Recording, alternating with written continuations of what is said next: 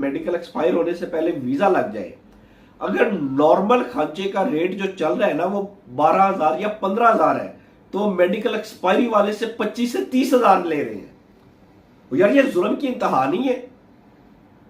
और भाई drop box वाले, तुमने मरना नहीं है, तुमने रब को जान नहीं देनी।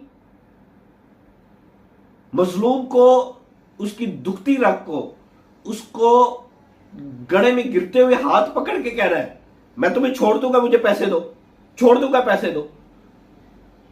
और भाई कैसा रिज़्क खिलाओगे अपने बच्चों को? कैसा रिज़्क खिलाओगे? कौन पूछने वाला है ऐसी बात से? जब से ये बात सुनिए, यकीन करें, ये चेयरमैन प्यूपा के अल्फाज है, मैं अपने अल्फाज नहीं कह रहा, ये मैंने किसी से इधर उधर सुनी सुनाई बात नहीं कह रही। मुझे कहेंगे, मैं आपको वॉइस मैसेज सेंड कर दूंगा चेयरमैन प्यूपा साहब का, जिससे वो लरजते दिल के साथ कह रहे हैं कि इन्होंने मेडिकल जिनके एक्सपायर हो रहे थे उनसे डबल पैसे